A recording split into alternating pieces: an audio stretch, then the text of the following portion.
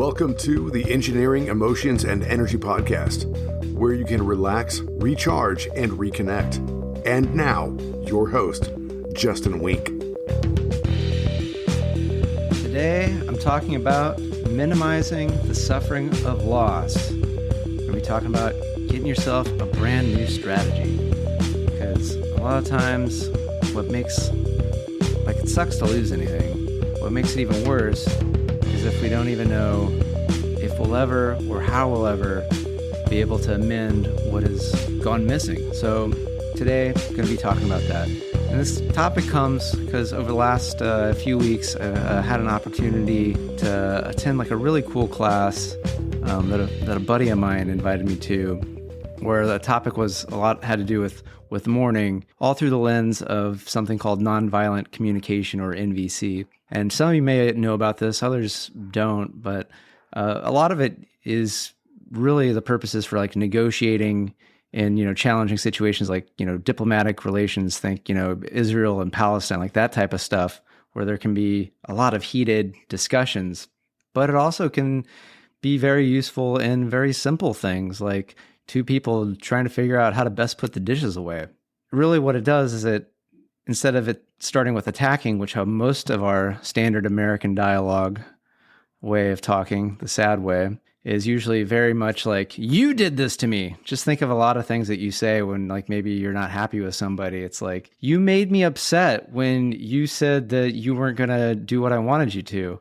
You made me angry by not putting away your dishes the way I wanted. You made me sad by saying that you didn't want to go out with me anymore. So it's all very attacking. And when we're attacked, what do? We defend no, not me. You're the one that doesn't know that the knives go face down.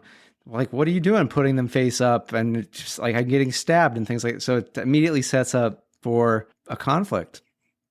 Whereas nonviolent communication, it's really, really kind of cool in that it kind of separates what's a fact, then what's my experience of it, what maybe do I need, and is there something the other person can be invited to participate in? So it's a formula of when I see you putting the knives pointy stick up, I feel attacked because I need to know that I am safe in putting my hand into the dishwasher and I'm not going to get stabbed.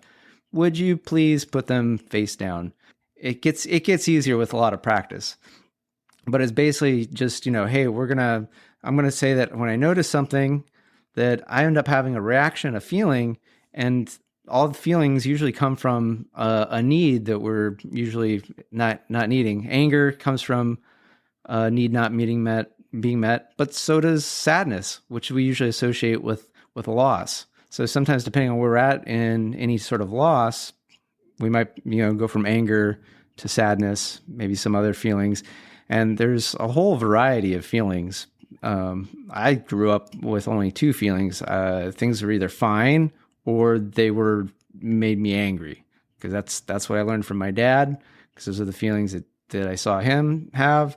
But I've been learning there's a whole spectrum. I even got a pillow that has a wheel of possible feelings. It's I could be despondent, I could be irritated, I could be upset, I could be frustrated, I could be nonplussed, I could be scared, I could be anxious, I could be agitated, I could be irritated. There's so many feelings that we can have. Then there's also a lot of needs that a lot of us have. Connecting with someone, feeling loved, feeling seen, feeling respected, understood, safety, need for touch, need for expression, right? So there's all these kinds of needs, and we're architecting our life to get these needs met, whether conscious of it or unconscious.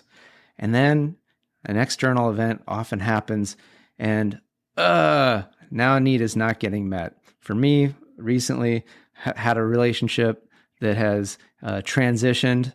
So many of you common listeners of the show, I don't know if you're a common listener, but frequent listener, maybe you've been with the show for a while, or you're brand new.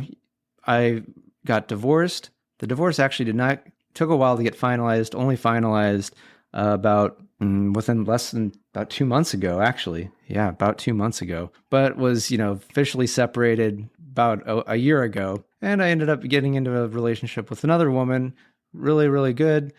Really, really helpful. But, a few weeks ago, She lets me know, hey, maybe let's not be in this type of relationship. Let's maybe try being in a different relationship so that we can kind of focus on ourselves. I want to focus. She was like, I want to focus on me, and I want you to focus on you. I want you to make sure you're out meeting people and not just putting everything into me, because I know I have a tendency to put everything into, if I'm going out with somebody.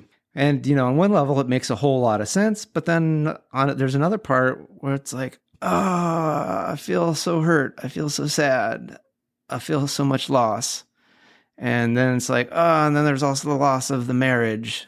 And so it just brings up a lot of feelings that are, usually not the most fun. Getting into the relationship part is really, really, usually should be a lot of fun, a lot of enjoyment. Not to mean that there might not be some challenges, some negotiations of learning, what do you like? What do you not like? Oh, how do you put the dishes away? Oh, okay. Well, I guess if I'm at your place, I'll put them away the way you want. If you're at my place, do it my way. It's my place. So the key is that, there's going to be some hurt. There's going to be some pain. Yet, how long and how bad does it need to be? Because I believe it's a Buddhist saying, pain is a part of life. The suffering is optional. Looking at this through the lens of nonviolent communication, where it's kind of like, okay, there's these events, and there's these feelings, and then these are pointing to some needs. Oh, I need to feel, really connected to somebody. I need to feel love, and I need to feel fun and joy and a lot of things. The way things were, these were helping with a lot of my needs. This is great. But now things are changing, and all of a sudden, uncertainty and disappointment. I'm not getting these needs met this way anymore. It's going to be different, and will I get them met again, or however? The other part that ends up being really interesting is what's the strategy? Because we all have a strategy of how we're making things happen in our life, whether we're conscious of it or not. And in fact, most of us are completely unconscious. As much work as I've done and continue to do, I continue to find new patterns and new stories and new beliefs and new strategies that I was completely unaware of. So it's part of the fun of being alive in a way. That's a strategy, by the way, is to see these discoveries as fun things instead of like, oh, it's a failure. So there's a hint. What has my strategy been with getting, as I was mentioning, like, the needs for closeness, the needs for being seen, the need for feeling loved. And I don't think I'm the only one that's had this strategy. I'm not the one that picked this strategy consciously, because when you see the strategy, you're going to be like, that's a shitty, shitty strategy. Like, fuck that. Who would do that? Well, anyone that's not paying attention and has it tossed to them. And it usually isn't tossed maliciously. It's not like somebody said, like, I'm gonna fuck this kid up. I'm gonna make this person just need like one or two people, and they're gonna be scared of everyone else in the world. And so then if anything happens to that one person, oh boy, they're gonna be so miserable. So either they're gonna stay with this person in something that's like just really not fun because they're so afraid it could be worse, or they're gonna be with this person and things are going to happen, and it's probably that person's going to, leave them, or people die, or just things change and we grow and whatever. And then they're going to be so miserable. And nobody goes out of their way to do that. It's usually unconscious. Like, that's what their parents did. And so when they're raising kids, that's what they pass on. So what is the strategy? The strategy, I kind of already hinted at it. I like to think of it as the way of the coconut. The coconut, it's, got this wonderful coconut water inside. It's delicious. It's refreshing. It's great. And then it's some yumminess in there. But how do you get into and out of the coconut? It's very challenging. It's got that thick shell. It's really hard to get into. And if you really want to expose it, it's very violent. You got to break the whole thing open, and then probably a lot of the water gets spilled, and it's just a mess. Most of us, we don't want to get too wide open. We're living the coconut way of life. What do? Just have like a couple portals in, like maybe, one straw, maybe, two straws, but very few, very small ways to get in and out so that yumminess can be shared. And that also maybe some of that yummy goodness can be replenished, because we really need to both give and receive. Like, that's, we don't just need stuff to come to us. We also start being seen, feeling appreciated, feeling like we're of value, feeling like we're of service. Those are also very, very important parts of being a happy, wonderful human being, right? And so it's like, okay, only going to be these really small little holes, abilities to connect with other humans. And a lot of times it's good enough until all of a sudden the one person that was allowed had access goes away, or that one thing. Like, thing is, this might not be relationships. This can be jobs, right? This can be health. If we become really dependent on, one employer for our income, and then poof, that's gone. Oh my gosh, what am I going to do? You put everything into this one job, and now it's gone. The pain, the sorrow, the heartache. It's awful. Any one aspect of health, just, someone's a runner and all about running, and then all of a sudden sprains an ankle or something like that and can't run. Oh my gosh, what do I do? I don't know what to do. So what to do, right? The other thing is that not only does it restrict access to other people, it restricts access to ourselves. We're not able to give and receive to ourselves as much, because that barrier to the others is also a barrier to ourselves, because we also have to put energy into keeping the barriers out to other people, to other possibilities, to other ways of being, other things that could fulfill our needs. So it's effort in keeping those barriers up.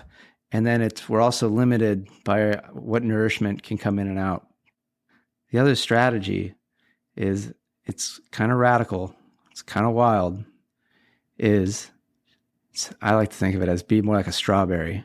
So that yumminess is more at the surface, very exposed, very easy to get to that for other people and to ourselves. And it requires, vulnerability with others and with ourselves, that we see ourselves completely all the way and love that and be responsible for our needs and give as much to ourselves as possible.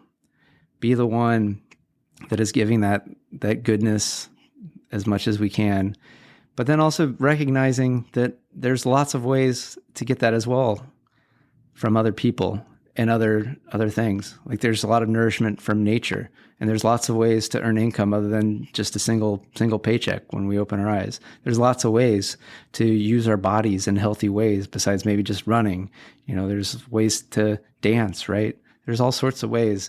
But when we're so closed off, we're busy trying to keep up a defense, keep up an appearance, be a certain way, there's less options. But when we can kind of let that go, and we're actively being the one that's tending to our soft, yummy goodness of our strawberry self, then we're accessing to ourselves, but then we're also accessible to other people, and they're accessible to us. And we've got to recognize that we're not defending because by way of having this big, rigid defense, we're able to cultivate based off of how we cultivate our environment. Part of this is you got to think of like, well, a coconut's got to be that way because it's on top of that big tree where it's got the big tropical storms. And then eventually that coconut's going to drop, and it's got to survive that drop. If you strawberry, cultivate that you're in a beautiful, lush field, good care, good sun, good vibes, things like that. And so that's part of that self-love in being that strawberry, is what environment are you in? It doesn't need to be any need to defend. You can just create your own paradise. And then in that paradise, you can have the other people that you can interact with, that you can give to and receive from. And I'm planning to do another podcast episode. We're going to talk about more specifically on how to love yourself and how to really transform into that yummy, delicious strawberry that you're just wanting to be. Because the coconut way is just, it's harsh, it's challenging. It can be okay at times, but then at times it's definitely not okay. Whereas the strawberry way, this is the way of the great enlightened ones, those that are able to just be themselves anywhere, anytime, with anybody, and are able to radiate and shine and glow and are able to receive so much. That's where we want to go, right? I mean, that's where I want to go. And if you're listening to this, I feel like that's where you want to go as well. So I've been practicing this, in many ways, but I'm redoubling down on this, especially after, this relationship transition and so many changes in my life of going from living in the Sacramento area to now living out in the Bay Area, right on the ocean. It's like I really don't have as many friends out here that I can easily spend time with. So how is it just spending time with me? It's not always the easiest thing, but maybe the more that I enjoy spending time with myself, the easier it'll be to go and find people to spend time with that I want to spend time with, and they'll want to spend time with me because I'll know what I'm all about and what I have to offer, it'd be really easy to go, hey, how you doing? Let's hang out. And if they don't want to hang out, that's okay, because I know that I'm great to hang out with, but not everybody needs to hang out with everybody. Because I'm a strawberry guy, maybe somebody's still being a coconut, maybe somebody's having their pineapple time. It's all okay. They're all just fruits in this wonderful, wonderful garden on earth. And it's all about becoming the type of person that you want to be. And I'm wanting to be a yummy, yummy strawberry person, because it's been a pain keeping up this really, really harsh barrier of the coconut. So really curious, how is this landing? What are your thoughts? How would you like to find better ways to basically, you're still going to hurt. In fact, you're going to be aware of things a lot more often, but you're going to have so many more resources available that any one thing happens, it's going to hurt, but it's not going to seem devastating, because we experience loss constantly when you think about it. At the very least, every day the sun goes down, and sunlight is a very basic human need, right? It helps produce vitamin D, which is a very important vitamin to have in our systems. But then also, sun produces food. Just, we need sun. But when the sun goes down, usually we don't break down crying, going like, oh my gosh, I'm never going to see the sun again. What am I going to do for light? What am I going to do for food? We trust that the sun is going to rise tomorrow, and that we know even when the sun is not there, and maybe it's going to be cloudy tomorrow, we know how to be our own sunshine with turning on lights, candles, flashlights, whatever. We know we're going to be okay. We take care of ourselves, but also we trust that the sun will rise again. And when there's that, there's the pain, because sometimes it is annoying that the sun goes down, but it doesn't have to be devastating. So that's what I'm talking about. Reducing the suffering, reducing the duration, reducing the severity. I'm not saying it's not going to hurt. Someone you care about goes away, whatever way that is. It's going to hurt when maybe you lose a job. It's going to hurt when you have something adversely happen to your health. We don't have to add extra to it. We can make it so that the pain just is what it is, and we know that it's just part of the process of being alive, and that it's going to lead to new opportunity. So thank you so much for listening. It's been great. Pay attention to how to reach out to me. Would love to hear your thoughts about this. So thank you and good day. If you want to contact the show, email me at podcast@justinwink.com. That's Justin, W-E-N-C-K. And find me on social media, Justin Wink, Ph.D. on Facebook, Instagram, LinkedIn, TikTok, and YouTube. And if you want ways so that you can relax, recharge, and reconnect, find the Tuesday 20 every Tuesday at 12:05 p.m. Pacific. It's only 20 minutes, and it's going to get you relaxed, recharged, and reconnected.